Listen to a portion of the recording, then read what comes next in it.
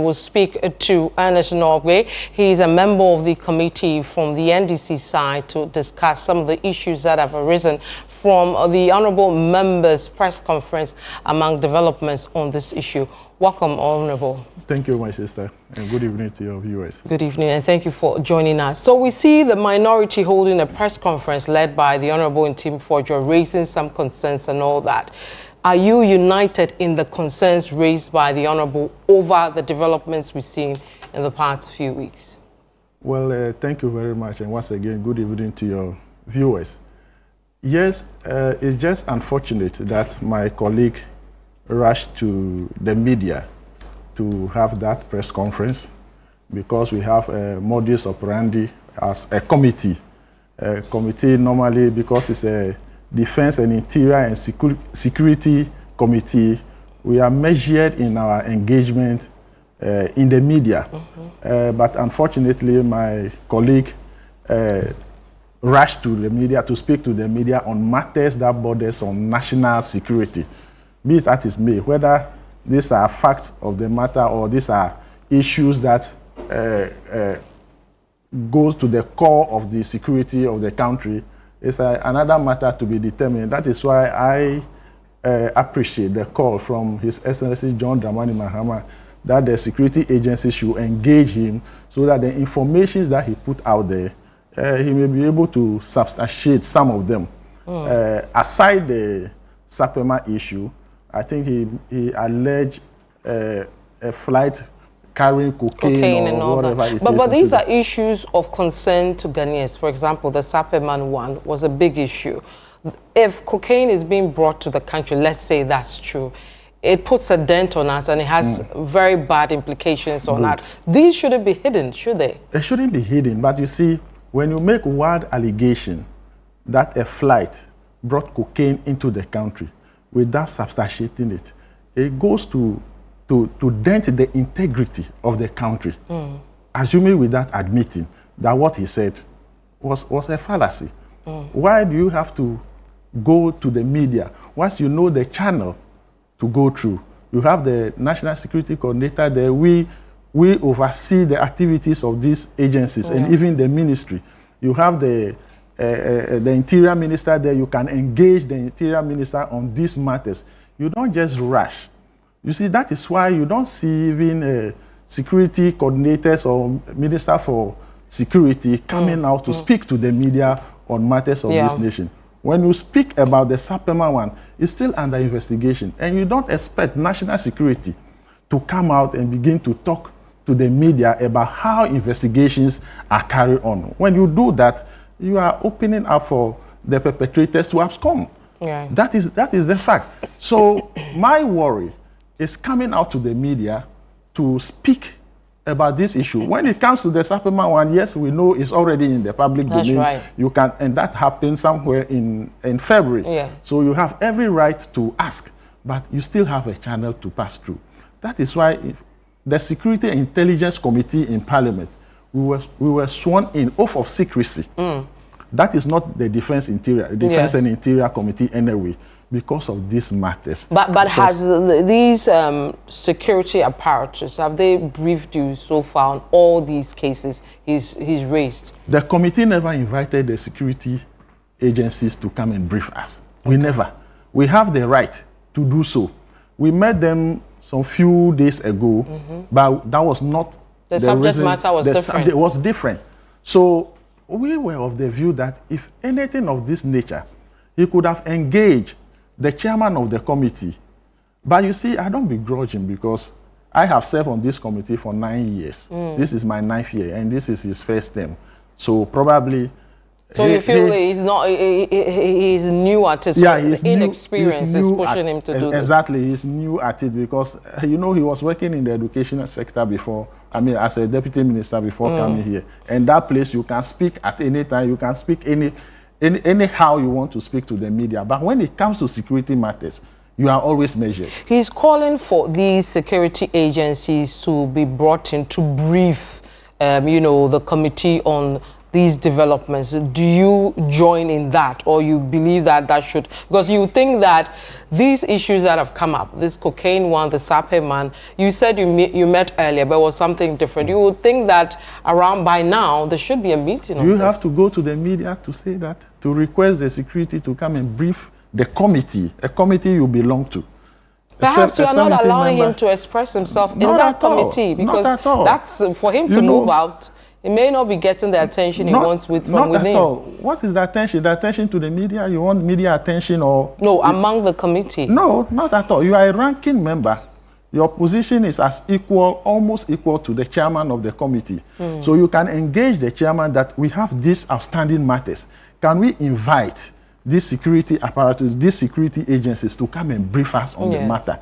But not to just the populist approach, to just go to the media and speak on these matters. That is what we are saying, that he acted in a bad faith as a member, as a ranking member of the committee. You see, on this committee, we have a former deputy minister of national security in the name of Brian Achampong. We have a deputy minister for defense, that is Honorable Menu. They are all on this committee. It's just fortunate that he found himself to be the ranking member.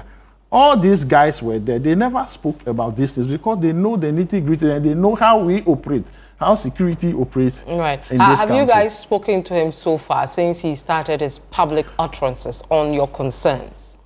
First, about 4 or 5 days ago, we had a meeting. And because he made a pronouncement in the media before on certain matters. So we had a meeting, and one of our colleagues posted to him that, in fact, over here, we don't just jump to the media and speak. He took offense on that matter. He took offense on that matter. And he wanted to take our colleague on. But we are saying that for the past 9 years that I have been on this committee, we are always measured in speaking to the media. Not that we never had issues in the previous regime, but we are always measured because it's a national security matter. So if the security apparatus or national security are trying to arrest people, for instance, this $350 million cocaine that was arrested, it's something that we must praise them for. That is not to say that the government, the way he approached the issue by saying that there's a rising, as if there's some. So you believe that there's not been any other incidents? There's not been any other incidents. There's also this picture being painted that since your government came into power, those incidents. It has become a fertile ground for. Yes, and this also paints a bad picture about Ghana. What's your reaction to exactly that? So that is why I'm saying that you don't do this. You may try to tarnish or to paint the government in a different limelight. But in other words, you are trying to dent the integrity and also what the nation has built for so long internationally. Because who knows, when the international community decides that Ghana is now a safe haven for drugs, for that matter, Kotoka is banned from so many activities. What will be the distance? Right. What's your thoughts on people who believe that, or for example, the minority, that every now and then with such cases, there should be briefings on them, considering the nature and the interest and the impact on all of us? It depends. It depends on the situation. We look at it from different angles.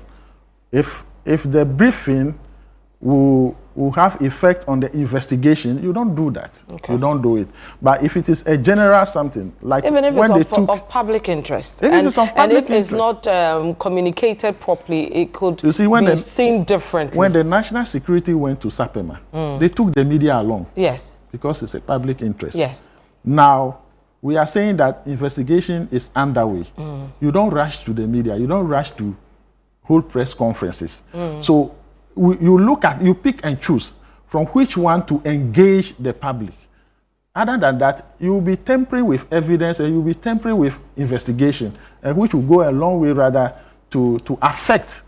That's true, but I believe that concern also is most of the time with these cases, we never see the end of investigations. Nothing is told at the end of the day.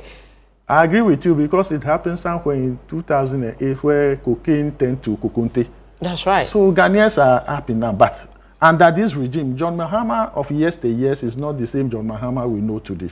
That is why he called upon the security agencies to engage the honorable member so that the information he put out there, he will profess, I mean, the facts of the matter. Okay. Because if you see a flight coming to Ghana and you don't have any evidence to that effect, now you are saying that the flight was even escorted by what's the name? Ambulance. Health ambulance. Health ambulance, for that matter. Why? So you're stating that the cocaine thing didn't happen even before investigations, are completed. I'm not saying it didn't happen. Even assuming without admitting that it happened, do you have to rush to the media? Have you forgotten the international reputation of the country as well? At the first place, before even investigation. You have let the cat out of the bag before even investigation. But the cat would have come out of the bag anyway if that happened. Yes, anyway. Yes. So, again, on the other side, if it never happened, you would have dented the image of the country. And you see, when he spoke about the pirates, yes, these are matters of national security. Pirates over there, they understand the politics of every country. So when they begin to see that, oh, okay, our activity has become political in a particular country, the NDC, NPP, or government and then opposition, you know how they will act. Okay. So you wouldn't hail the security apparatus to speak with the committee to brief you? No, we will.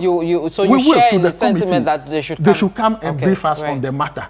But it does not lie in his mouth to be out there in the media. So you want him to, with want of a better word, to shut up on these issues? Exactly so. But now he has to face the dance. The dance, yes. He has to face the security apparatus to provide all the information, the evidence.